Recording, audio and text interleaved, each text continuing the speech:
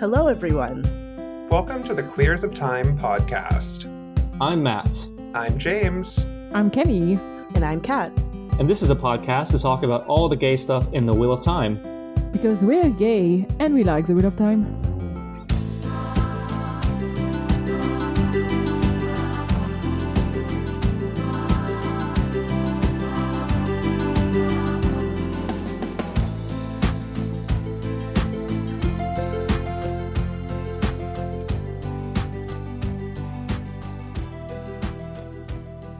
All right, on this episode of the Queers of Time, we're going to be talking about chapters 26 to 28 of The Gathering Storm, which were actually pretty decent, which is surprising because, you know what?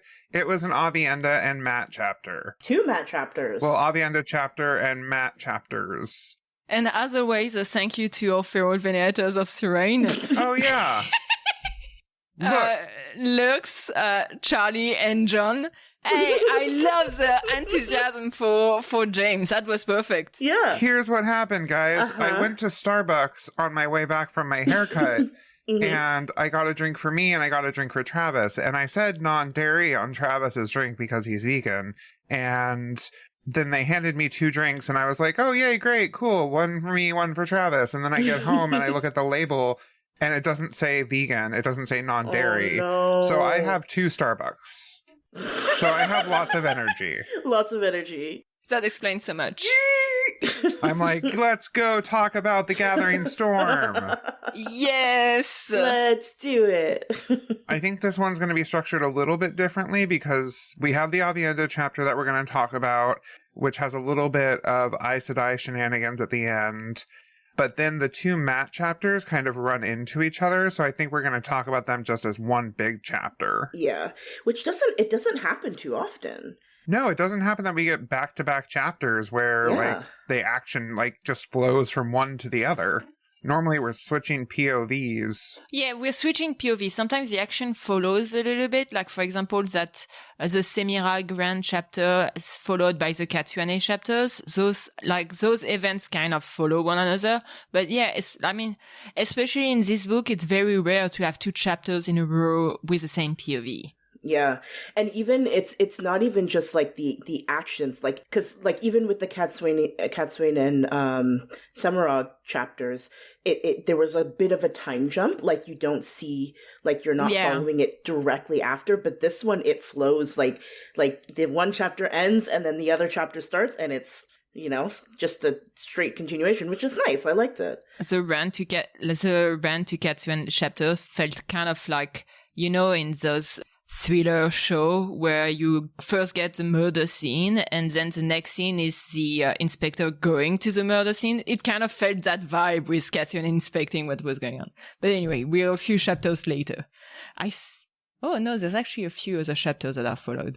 Yeah, Nynaeve and Egwene's chapters. Anyway.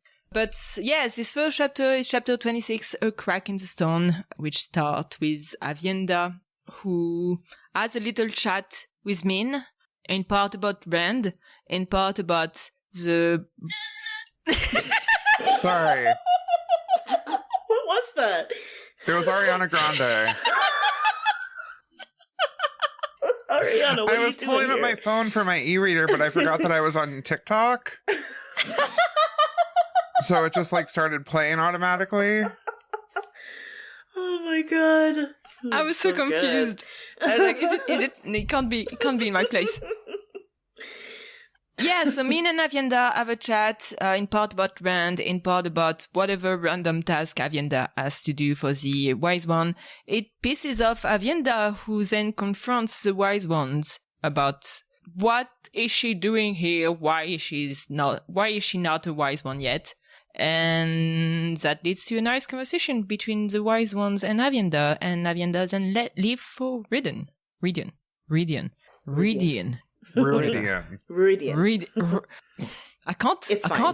Radian. Whatever. Radian. We all know what you meant. Yeah. No, I was like, fucking finally. Finally. Fucking finally, indeed.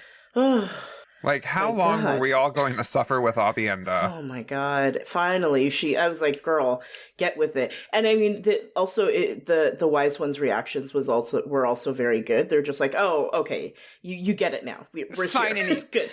I do find it absolutely hilarious that it's Aviendha got so pissed off by Rand's other girlfriend seeing whatever punishment she was doing, so she went to the wise one because it's like doing stupid task as a punishment. Sure.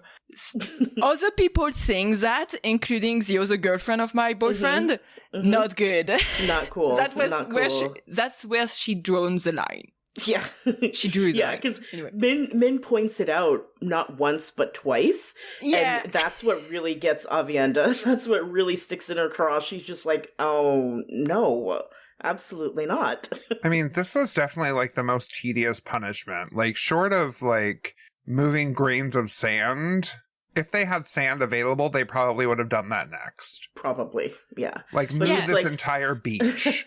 It took me like forever to understand what exactly she was doing, but she's just dipping a finger in a water bucket of water, and then dripping it in another bucket of water. Yeah. And I'm like, oh yes, that's you know what though? That would have gotten me too. I find it so interesting that it's not, because like you said, it wasn't the actual task. It wasn't the actual punishment that got her. For me, that punishment would have gotten me. I would have been like, listen, I don't know what we're doing here, but that's it. I'm done. Yeah. But for Aviendha, it's Min, specifically Min, pointing it out to her. It's the embarrassment of like Min pointing it out. Because every other Aiel wouldn't have pointed it out because that would be shameful for them to do that. But she's a wetlander, she doesn't care, and she's trying to be friendly to Aviendha because of Rand. She was trying, Min was genuinely, that's what's so funny, like, Min was genuinely trying to be nice, and she could see that Aviendha was not having a good time, and she was trying to be nice, and she unknowingly just, like, pisses Aviendha off. Which, to be fair, is not hard to do. No, it's not. It's, yeah. Aviendha is a prickly bitch. Yes, very much so. But, oh my god, yeah, finally she figured it out. I did see that, like, there was a really healthy conversation, or a really, like, I don't know, like an emotionally healthy boundary drawn by Aviendha when Min asked about, like, I'm trying to find the quote exactly, but, like, Min is talking about how much pain Aviendha is going through, how much pain Rand is going through, and Aviendha says, Rand al'Thor will deal with his problems. And Min's like, how can you say that? Can't you feel his pain? Aviendha says, I feel each and every moment of it, but he must face his own trials just as I face mine. Perhaps there will be a day when he and I can face ours together, but that time is not now. Mm-hmm. And that is like emotionally healthy as fuck. Mm-hmm. And you know what? Good for them. Mm-hmm. Yeah, she's acknowledging that they are in different places in their life right now, and they're figuring out their shit. And until they've figured out said shit, this is how it has to be. So, yeah, good for her. But, I mean, I liked that specific quote. The thing is that the line literally right after that is... No. I have to say it. You have to put things in context.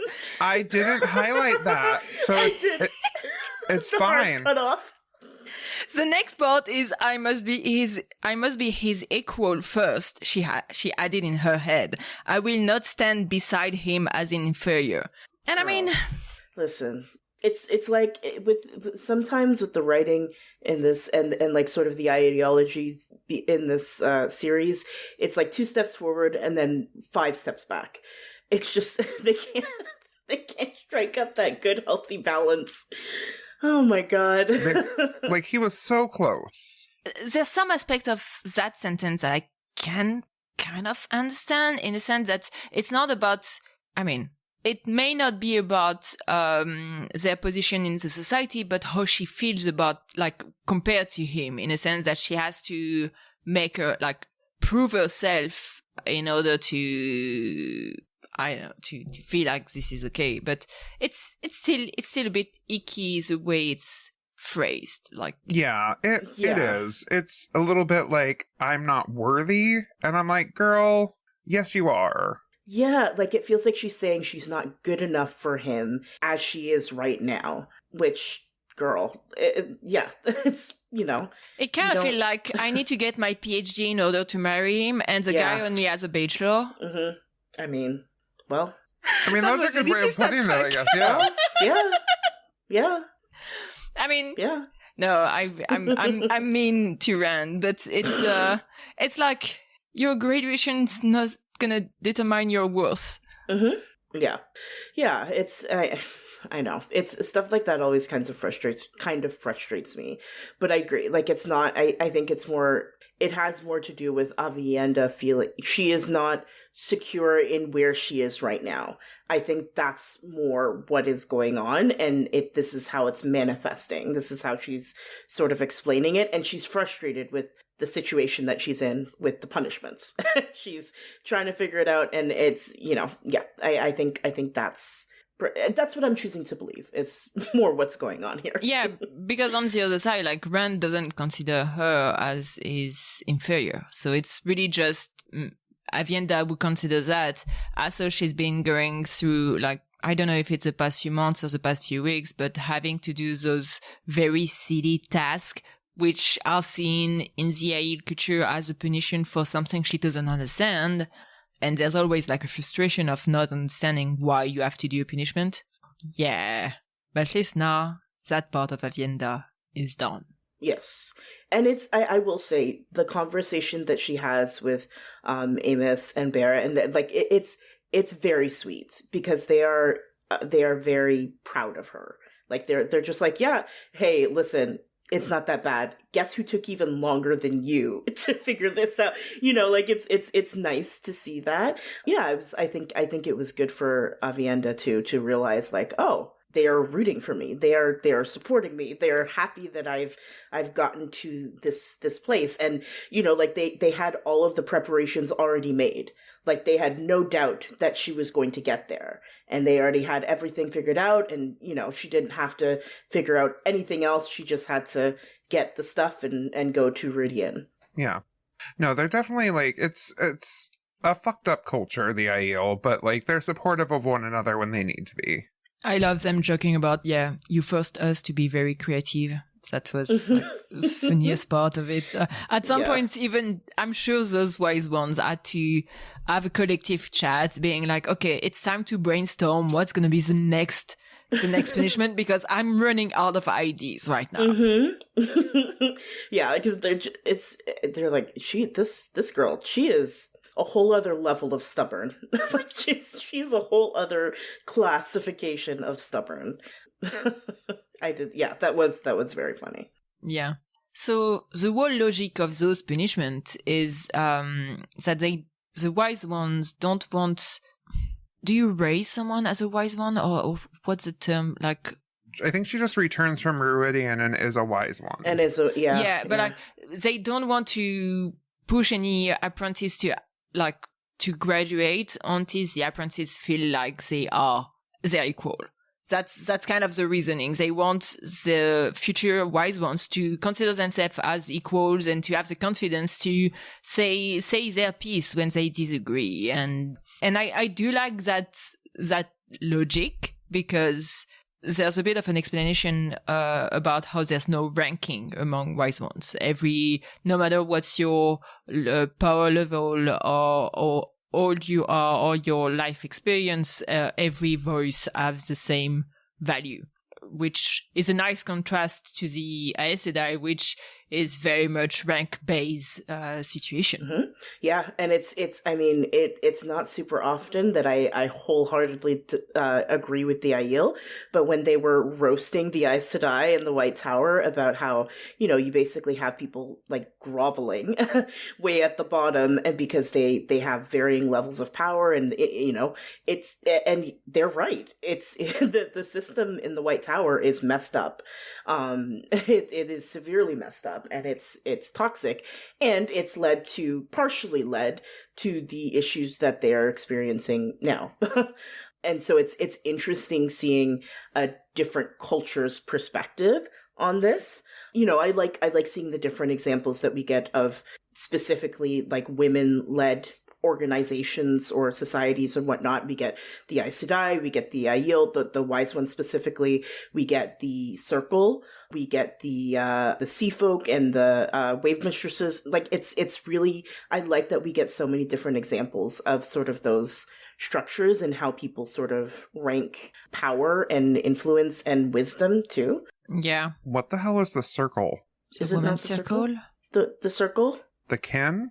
The Women's Circle? The Women's Circle in the Two River? Women's Circle. Oh, the Women's Circle. And then also, and the kin too, yeah. Oh, okay. The Women's Circle. I was like, the Circle? The like Circle. on Netflix? The Circle, yes, I was going to say, Netflix is The Circle.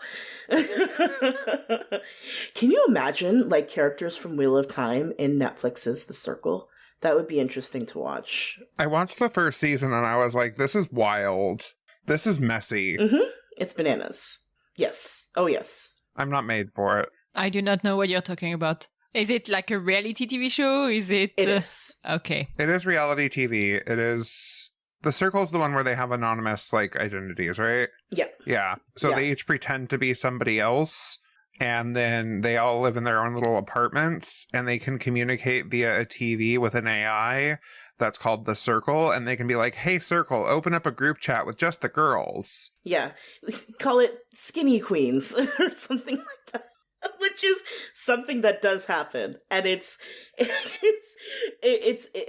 messy doesn't even begin to describe this show. It's wild. I watched like I said, I watched the first season and I was like, this is a lot. Mm-hmm. Mm-hmm. And so you have people like they're like a man who is pretending to be like his girl, like he's pretending to be his girlfriend essentially. Like that's the persona that he's being in the Circle. And so everyone thinks that's who it is. And it's basically like a ranking of like, it's a popularity contest essentially is what it is. It's wild. I don't know, when you're talking about like a guy pretending to be his girlfriend, that just reminds me of what my parents were telling me when internet starting and like, don't trust a stranger on the internet. They could be a very old pervert. I mean, oh man, those were the days. Yeah. Whew, boy. My goodness. Yeah. Anyway, back to Aviendha. Oh yeah, back to the Wheel of Time. Yes, back to the Wheel of Time, sorry.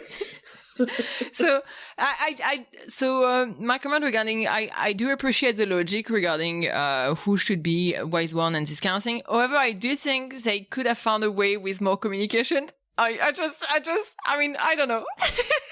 It seems a bit sophisticated. Probably. But I mean, the Aiel have to make everything so difficult. I mean, I understand, like, this has been part of their culture. This is definitely part of, like, their traditions going back thousands and thousands of years, probably. I mean, yeah, it's a cultural thing. I'm just, if there is an opportunity for me to make a communication in my Wheel of Time joke, I'm gonna take that, like, that opportunity. As you should. Yes. And mention communication. Communication, something important. Mm-hmm. Mm-hmm. Communication, groundbreaking. So yeah, after that, Aviendha leaves for Radiant. Do we have anything else we want to chat about this? Or is that pretty much all of it? No. I think it was a good little passage. It was it was a majority of the chapter. The next part's just a little bit. Really small. Yeah. Yeah, the next part is mostly, I mean, there's kind of two things going on. There's Romenda with Lelaine and Swan. They are interrogating Shemarin that we found in the camp not long ago. Shemarin, as a reminder, was that Aes Sedai whose Elida told that, no, you're not an Aes Sedai, you're unaccepted. Yeah, she's the one that Elida demoted. Yes. Demoted. That was a word I was trying to find and could not find, so I used the full sentence instead. Welcome to English is not my first language. Yeah. Anyway, so Shemarin got demoted, and Romenda and other Aes Sedai are talking to her about how she left the Tarvalon without being noticed. As a result, they learn about a secret way into Tarvalon, which is neat, but also there's a bubble of evil or whatever, and so the Romenda's tent gets filled with cockroaches. Yeah. And this is disgusting. And as a result, they burn the whole tent. And there is a question, like someone asked whether there's anything Romenda would want to take from her tent before burning it. And I fully understand the woman when she's like, I don't think there's anything that I still want to touch in that tent. Yeah. Fair. Please burn all of it. Burn everything. Yeah. Ooh. That made my skin crawl. Oh, that was yuck. Insects. But, gross. No. Yeah, that was a gross part. It did reminded me that I do not particularly like Romenda. Yeah. It's interesting, like, when she's talking, like, when she's thinking about Shimmerin, and at first there's a bit of like, why does she agree to just being unaccepted? Why doesn't she act as an Aes Sedai? And as the conversation goes on, by the end of it, she's like, maybe Elida wasn't wrong. I know. I was like, ooh.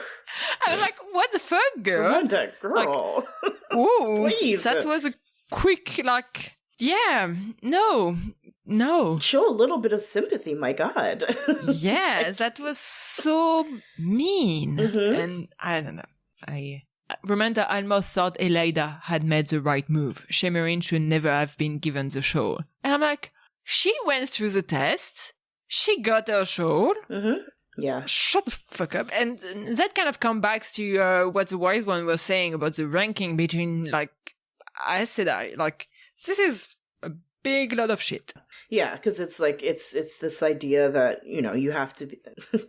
she just because she has a different personality type and is, you know, understandably feeling very, you know, down after being very publicly demoted and, you know, ends up leaving the White Tower. Like, she's obviously going through some shit. And so, but instead of like saying, hey, are you like, you know, you're still like, instead of taking the encouraging route, a lot of Aes Sedai in situations like this end up being just mean and thinking people deserve what they get. And I don't know.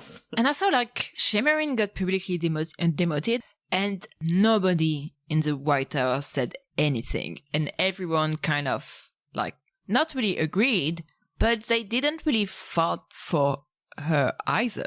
So, I mean, getting into Shimmerin shoes, like, yeah, it's like you kind of get fired and everyone's look, and you know that some of them don't agree, but they're still not gonna say anything, and that sucks. So you're not surprised that at some point you start wondering whether maybe you deserved it indeed.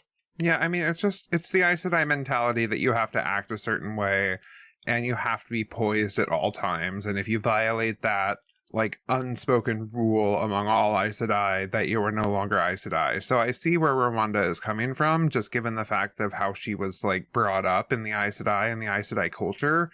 But it's definitely not right. Anything else about this chapter? Or can we move on to Matt? I wasn't as bothered by the cockroaches. I was like, yeah, burn it with fire, but like, it's fine. Yeah, I don't like the idea of tiny thing getting everywhere. Anyway, full body shields. Next two chapters are Interstap chapters. Every time I see that name, I wonder whether it's Interstrap instead, but no, it's Interstap. I always said hinder stop, like hinder stop. Hinder stop? Hinder stop. And I don't know why. Hinder stop. Mm-hmm. I mean, sure. Okay. You stop there. Stop hinder? there. Stop. Yeah. So in the first chapter, we got a few person from the band, plus like Matt, Talmanes, Tom, some Aes Sedai, who all go to Interstap for resupply. There's a bit of a discussion between Tom and Matt about going to Genji to save Moraine. Once they get to the village, the mayor tells them, okay, it's fine if you want to spend a bit of time there, but you have to be gone by the sunset. Obviously, everyone is like, why? Rules! Who wants to respect rules? Anyway, so Matt has a great idea since they don't really have much to sell them in terms of supply. He goes to a tavern, starts betting, like start playing dice with a bunch of people, always like betting gold in face of silvers and losing quite a lot. He loses so much that at some point, like, people think, oh, he doesn't have any money anymore. And then he brings a full chest full of gold. And the bet becomes, hey, if I win that throw, then you have to give me as many supplies as you can spare. Yeah. So they start to end. He wins the throw. And then it's the night. And things get a little bit insane. Real fucking crazy. Real fucking crazy. And I don't know I don't know how you can describe the next chapter. It's just chaos. Mm-hmm. Chaos. Oh my God. People killing each other. It's very wild. At some point, Matt managed to find back Tom and find the Aes Sedai, and they all get out. And then they get back to the village to, in the next day to ask, what the fuck was that? And that's in the step. Mm-hmm. So I'm going to say something brave yet controversial. Ooh. Yes. I enjoyed Tom in these chapters. Me too. I didn't. I was like, am I kind of liking Tom? I was reading these chapters. Well, I was listening to them because I tried to do the audiobooks for these 2 chapters and fell asleep a few times, but I got through it. And I don't know. I was just like, whenever Tom started talking, I was like, you know what? This is annoying. And then I was like, no, Tom has a point. Mm-hmm. I was annoyed by the letter. What's the point? Well, he was saying we gotta go get more rain, which I agree with wholeheartedly. Yeah, we do got to go get more rain. Yeah. But I mean, I don't know, like everything Tom was saying, I was just like, you know what? Yeah, you're right, Tom. Like you're being pretty wise right now. I agree. I mean, yeah, I guess. It's like pulling fucking teeth. It's like, yeah, he's always with his letter, and that kind of gets a little bit annoying. But at the same time, we are saying that from Matt's POV, who has been delaying as much as possible going to save Moraine, and he has some excuses about, but we don't know anything about the Tower Genji, we can't go there without at least a little bit of information of what to expect there, and also I do have a bunch of men that are following me and that I do need to bring somewhere, and also Matt can't travel Aes Sedai, so everything takes time. But yeah, it's just that Moraine has been gone for more than 5 books. Can we finally save the girl, please? Yeah. Let's get on with it. No, I get it. And there was also a nice conversation between, so right after talking about Moraine, they kind of have a throwback moment thinking about basically traveling, book 1 traveling with Rand, Matt, and Tom, and I don't know, playing flute for dinner or whatever they were able to play. Yeah. And that was kind of cute. It was memories. Yeah. When things were easy. Memories alone in the moonlight. No, just me? I was singing along. Yeah. Anyway. What a rendition. Wow. Listen, I don't particularly like that song. Yeah. So that's before in the step. What's our general feeling about the whole shenanigan in the step? Stop. Something's off, but you don't know what. But I don't know. I don't know that the tension was good. I just don't know that it was really good. I do like it. I do like how it's slowly building. There's something weird from the start when the Mayor talks about the rules that they have to leave before sunset. But there's the dice rattling in his head that gets louder at time or softer at other times. There's Talmanes on the side that being are you sure you really want to do that? Maybe it's time for us to go. And part of it was because Matt lost for quite a while, but also because he's noticing that people around, the villager, are a bit off. There's signs that things are not right. There's a lot of their clothes have been destroyed and mended over and over again because they become murder beasts every night. There's probably those folks haven't had a good night of sleep in months. Mm-hmm. That is one thing I was wondering about was are they physically rested enough? Don't they need to what are the metaphysics involved in Hinderstaf? Yeah. It's a magic. Yeah, well, because I think it's either the innkeeper or the mayor who's explaining, like, it's the mayor who says that some people go to sleep before sunset, right, and then that gives them the illusion of, oh, I just went to sleep and woke up in my bed, and but they don't. I guess they don't really talk about whether or not they feel rested. No, they don't really feel rested because they don't. Okay. It's every time they don't go to sleep, they get nightmares. Right. So, and they wake up probably feeling tired because of what happened. I'm assuming that like the magic of it all makes them rested enough that they're not gonna die of exhaustion the next day. And in any case, even if they were dying of exhaustion, they're still gonna live the next day anyway. So yeah, exactly. Yeah. Like, yikes. It's I do like that Talmanes is the one who's like putting the pieces together and is like, oh, something's very wrong here, Matt, we need to go. And it's like that sort of increase of tension of his saying, I think we should really, really go right now. And it's not until like, once Matt is almost at the point where like, okay, yeah, let's go, it's too late. Like that's kind of where the other shoe drops, and it's too late. And now they're in it. I love like how chapter 27 ends, which is Matt basically saying to Talmanes, no, see, I told you, Talmanes, nothing to be worried about at all. Mm-hmm. And that's when the screaming began. Mm-hmm. Mm-hmm. Perfect. It's a great chapter end, and then the chapter the way the next chapter starts is also excellent. Talmanes is pissed off. It's like, I've been telling you, I told you so for the past 2 hours in that fucking village. Yeah, and now they're in it. I will say, I know that I'm critical of Brandon Sanderson's writing in these books specifically, but I do like the way that he does horror and the way that this like the third chapter is specifically is done. It's creepy. It's scary. It's really scary. Yeah, it sounds like, I mean, it's a literal waking nightmare is what it is, because they're not even left with like they still know kind of what's happened and what's been done, because they have the sort of reminders of it, and they have these nightmares too.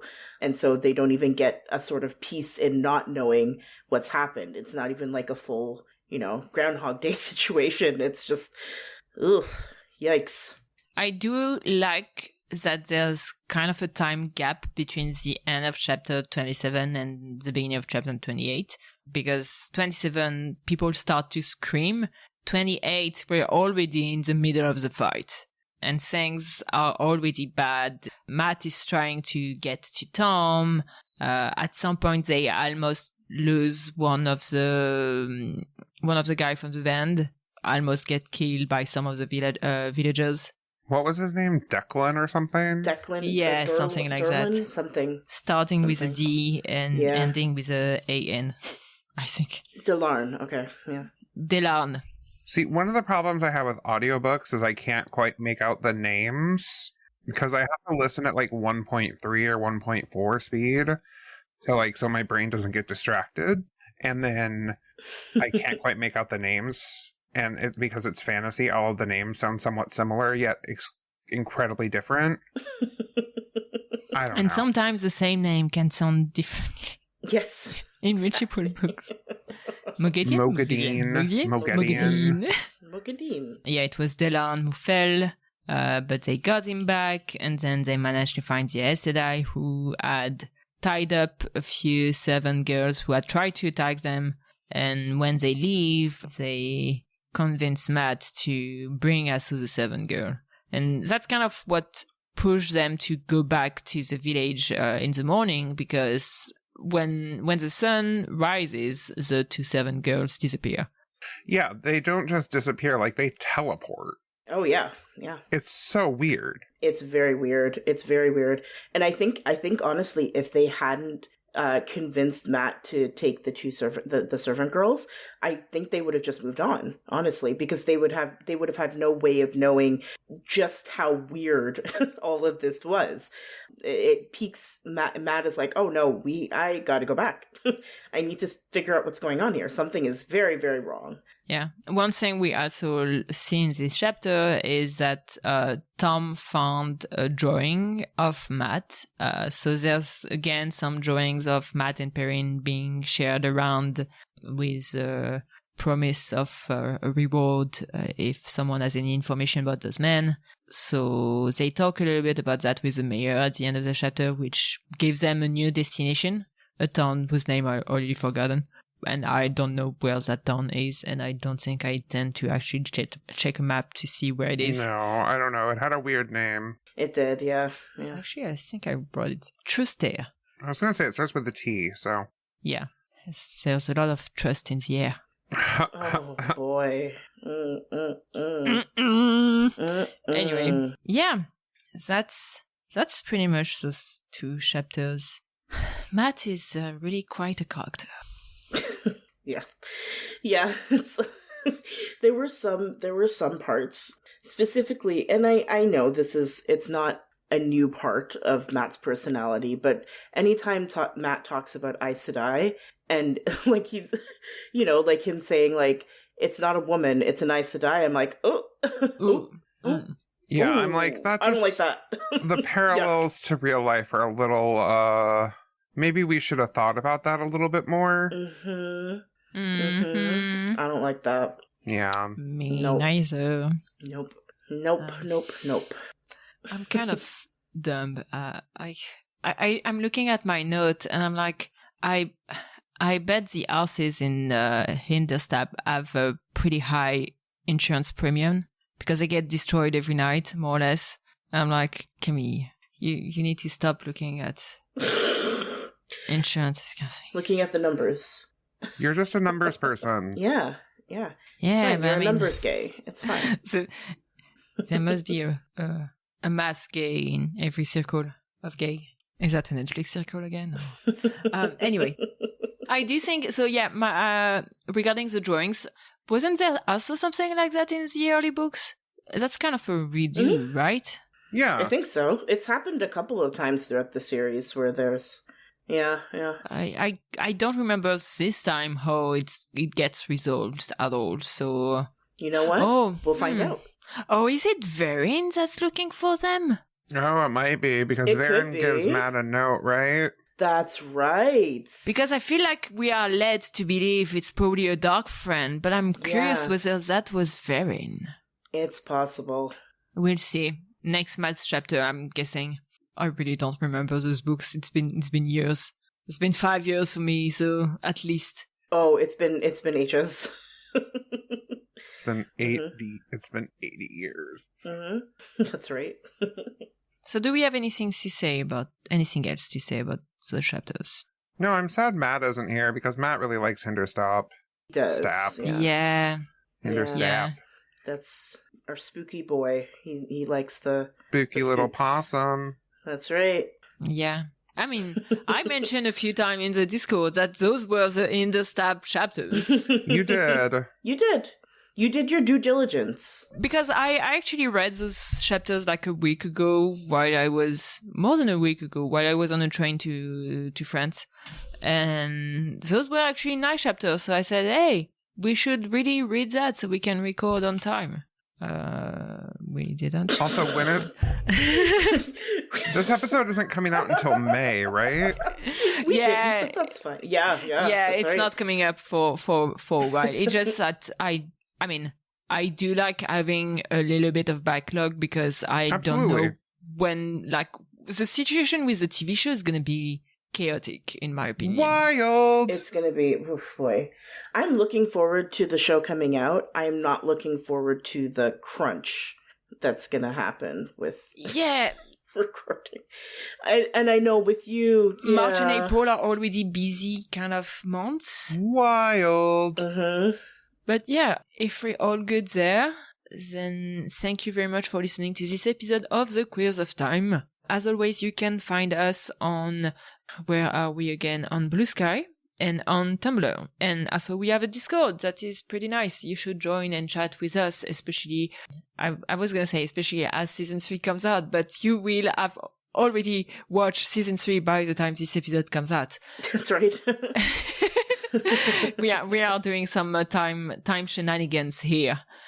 And yeah, if you want to support us, we do have a Patreon. You can get episode released in advance and unedited video recording of our episode, if that's something you are into, to see our beautiful faces and everything. And hear the things that we cut. I look ghostly right now. You do. I was just going to say, you are looking very... like the sun is reflecting off of a car right outside my window, and it is just like, I am pale. You are looking like a Victorian waif right now. Like... It's the sun? I thought you had like a ring light or something like that. No, it's just the sun reflecting off of a silver car outside my window. Oh my god. Nice. Yeah. If you support us, we always appreciate that. Even when we forget about our feral venator of Serene at the start. I was excited. Also, do we want to play a small game? Because I just realized this is going to come out after JordanCon, so I can give you guys the JordanCon trivia if you want. Okay. Yes. Yeah. Because neither of you are going to be at JordanCon. No, unfortunately, no. Okay, so you can't, spread this knowledge to anybody, but there's 2 categories. One is called murderers, and then the other one is called general knowledge. Okay. Which one do you want first? Oh my god. 2 very different vibes. The first one? Maybe the murderers one. Yeah. Okay, so murderers. You just have to name the murderer. Okay. So who killed Lanfear? Perrin. Perrin? Okay, that's incorrect. Moraine. Oh no, she's not dead, right? She's not dead. That's also incorrect. What? What? Huh? Oh, Murray didn't actually kill her There when we he... go. That's right. Okay. Morden killed Lanfear. Moradin killed Lanfear, that's right. Oh yeah, because then it's Sedaine. Who killed Herod Fell? I don't... Who is Herod that? Fell. Herod Who is fell. that? Who is she? He, they, They? Can you give a bit of a hint? Herod Fell is the researcher librarian guy in Carrion. Is that the Forsaken that was hidden among the Ashamen? Oh, was it Rav? Is it Raven? No. No, not Raven. Demandred? Demandred. Is it Demandred? Oh. I have no idea. It was a golem. Okay. A golem. Okay. Okay. Who killed Asmodean? Grendel? Yes, it was Grendel. Who killed Bilal? I would have had one question. Moraine? Oh, Moraine. Yes. Who killed Someshta? Himself? No. It's one of the Forsaken, the shitty ones at the beginning. It's either Agino or Balsamel. Yes, Balthamel. It is Balthamel, yes. It's Balsamel. Balthamel, okay, yeah. Who killed Danelle? Messana? It is Masana. I see. So I remember Daniel because it's like it's basically since book 4. Ali from Will Takes has been saying Daniel is weird. She made a weird order and she smirked when Elida did the coup or something like that. So even if the reveal of Daniel is very late, it's years later for Ali because she's been reading this book at a slow, at the snake pace. Yes. She's been Daniel is weird from the start. And I don't know whether she got to the reveal yet or not. Probably not. But it's one of the most hilarious things. And now I know who Daniel is. Not someone I would have remembered otherwise. Who killed Mazrim Tame? Logain? Is it Logain? No, Rand. No. Oh, Egwene. No. Egwene. I was no, he died at the last battle, not to... I had a mess up. But it's Egwene. Who killed Alana?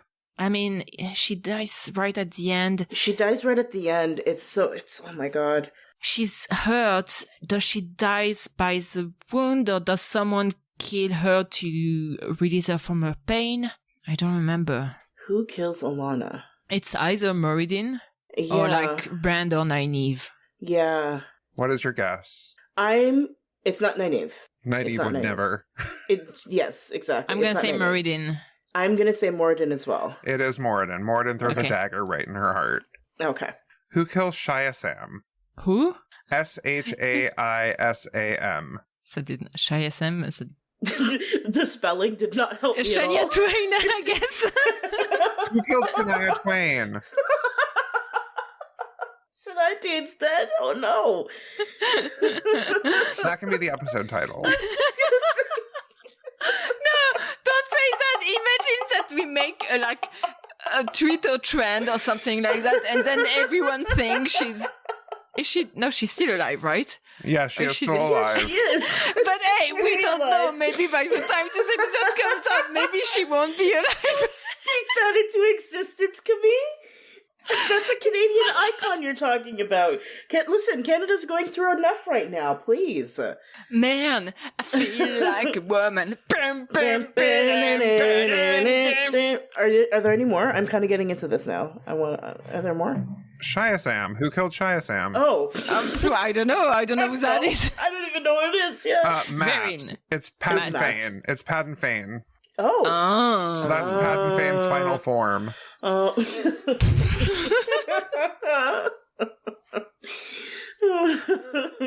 Who killed Adelaus? Pantene. No, not Vandine. No. It's the one. Is that like it's a Black Asia sister who starts with a C or something like that? That's correct. It is a Black Asha sister that starts with C. The one who's a sociopath, who's like or a psychopath or something like that. She's crazy, not crazy. It's C-A... Yes. N? No. Nope. C-A-R? Carly. C-A-R. Is that A after the R? No. I? No. E? Yes. Curry? After it's a L? No. Merde. We aren't playing a hangman, okay? It's Karene Franzi.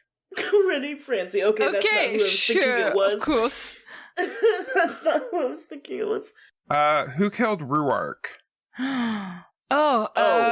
It's someone under compulsion, no? It's Grendel doing something weird. I mean, when is Grendel not doing something weird? Is it Grendel, actually? No. Or is that... No. It's not Grendel. Oh my god. But isn't he killed by someone who's under compulsion? Something like that? Okay. But it's at the last battle, that's for sure. I am going to say Demandred. I don't know why. I don't think that's right. It's Aviendha. He's under compulsion? No? He is under compulsion. He is under compulsion. See, I was close. Oh, You were close. That's right. And she has to kill him, and it's sad as I fuck. have no memory of those last books. Oh my god. Thank God we're doing this reread, because I don't remember any of this shit. Who killed Chesmal Emery? Not fucking Chesmal Emery. I mean, she's kept... Is she one of the Aes Sedai who gets captured in book 2 or not? I don't know. Tyr? I don't think so. She went to Tyr, then Tenchiko. So no. Does she die in Tenchiko? Yes, it looks like she dies in Tenchiko. Okay. Oh, is it Moghedien? No. Is that the one who Balefire herself? No. Nynaeve. No, but you're close. Elaine. It is Elaine. Okay. Oh, good for her. Elaine sets her clothing on fire. Oh, that's right. Oh. Who killed Birgitta? Oh, nope, that's not right. That's not right. Guys, that was the captain of Elaine at some point. Merlin or something like that. Very close. Is the name wrong or the person wrong? The name is wrong, but it's very close. Melan? It's Melar. Melar. Yeah. Oh, okay. Who killed Bakuma? This one's really hard. Who? Bakuma. Bakuma, elle danse tous les soirs. Bakuma is in New Spring. It's Lan's mentor guy. Oh, yes, him. Yeah. I've only read New Spring once. That's the mistress of novices of that time, right? No. No? No, it's like a... Is that a Black Aja situation? No. No? Okay. I might change this one because this one's really hard. Yeah, who is it? It's Reen Venomar, who also only appears in New Spring. Okay. Yeah. Mm-hmm. I mean, if you want a question that nobody will answer, then you can have that one. I might take that one out. Who kills Pedronile? Pedronile, that's the white cloak, right? Yeah. Is it Emon Perrin? Valda? No to both of those? What did you say, Kat? I said Perrin. No. So he died when when Morghese escape. No, not before. Okay, fuck.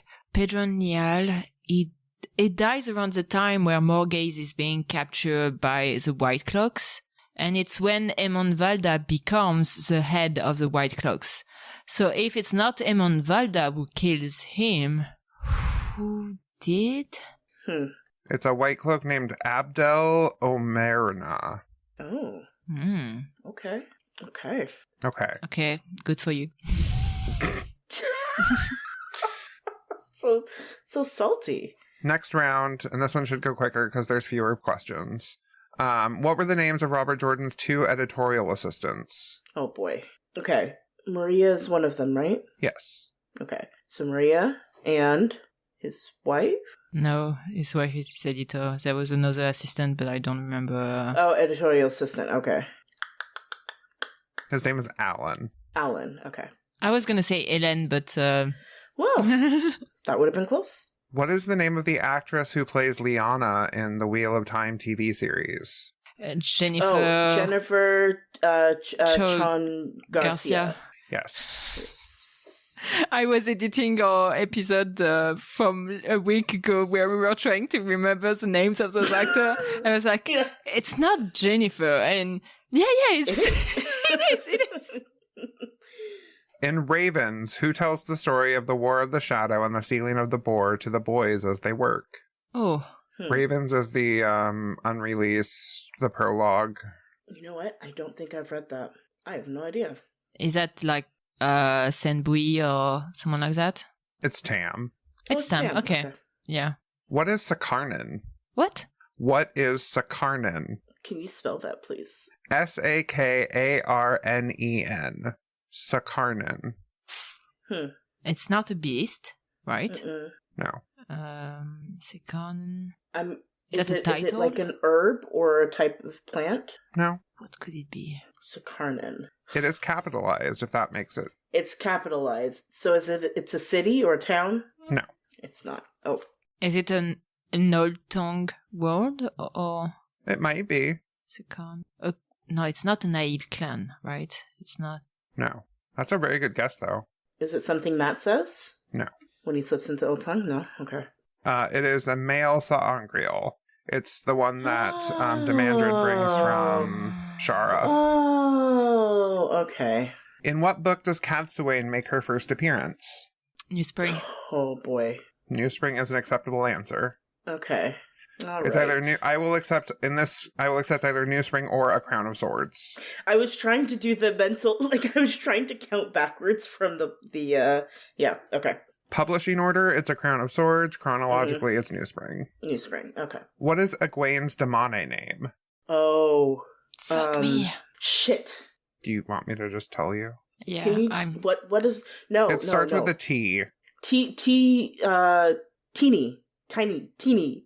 You're close-ish. Teary. Tina? It is 2 syllables. Yeah. It's Thule. Thule, yes. That's it. I knew there was an I in there. I was like, I remember the I, but Thule. Okay. What kind of bugs infest the grain sacks at the Rebel Aes Sedai camp? Is that worms? Like some type of... It's weevils. Yes, weevils. Oh, weevils. Okay. I couldn't... it's... Yeah. Actress Joelle portrays which Aes Sedai in the Wheel of Time series? Actress Joelle? Yeah, Mononymous. Or Mononymous? Is that the word? Yeah, Mononymous. Joel plays...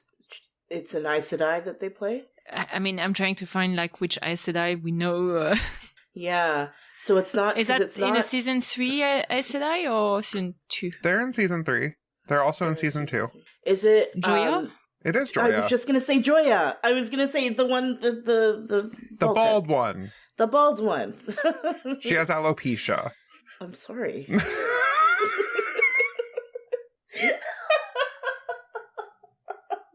I just love the way you said that. She has alopecia. I'm sorry. Sorry. In what year was Jordan Con first held? Oh, it was the 90s. The 90s? 24? 2002. 2009. Oh, yeah, it was 15 years last year. That's why. Okay. Oh, that makes sense. What is the actual name of the Big White Book and who are its authors? Camille's looking. Camille's looking. I can't even find it. I don't know the answer to this. The World of Robert Jordan, The Wheel of Time? That is correct. And the authors? And the authors? Teresa Patterson? And? Robert Jordan? Yes. This one you guys are probably going to get. Okay. According to Robert Jordan's Aes Sedai notes, what percentage of Aes Sedai are, quote, either gay or mainly bisexual to one degree or another? No, I don't know that one. I don't remember. That's the thing. I don't remember the percentage. Is I it like remember us talking about 50% or it. something like that? 48%. It's 33 to 50%. Okay. So I will There you accept go. any number between 33 and 50%. Perfect. Someone's gonna say like 49 or 42 is the answer to everything. Yeah. There Good you for go. them. There you go. And last question, to which Aja did Tetsuan belong? Tetsuan, red. Red. That is correct. Yeah. That's the Amirlin who didn't send army to Manassaran, right? Yes. Betraying Manassaran. I remember And you. she was deposed for it, right? I believe. Yes, think so. For her inaction. Hey, I know some answers. Look at that.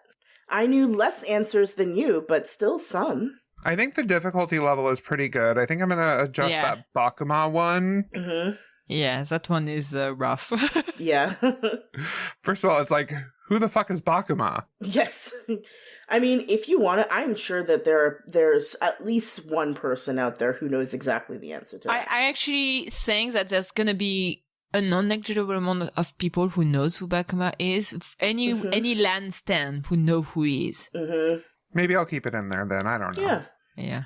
But like that other person is very random. So yeah. It's done under 3 rounds. The round that I can't do is because it's a visual round, but I'm going to show pictures of people from the Wheel of Time TV show and ask people to name them. Oh, nice. Okay. So I'm going to be like, who's this? Who's this?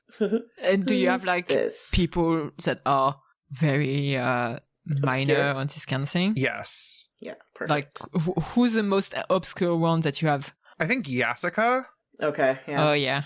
I have Daisy Conger, Latra Pose Dakume, Basil Gill, Barthanas Demandred, Natty Cawthon, Yasuka, Basan, Dana, Karene, Tomas, Alwyn, Mygon, Lord Yakota, Chiad, and Gianne Kaide, who is a new season 3. The one that's like, ooh, my warders are dying. I love it. I'm having an orgasm. Mm-hmm. Oh I'm so horny for that. I'm horny for death. I'm horny for death. Ooh. That can also be the episode title if we don't want to go with Who Killed you go. Shania Twain. I'm horny for this.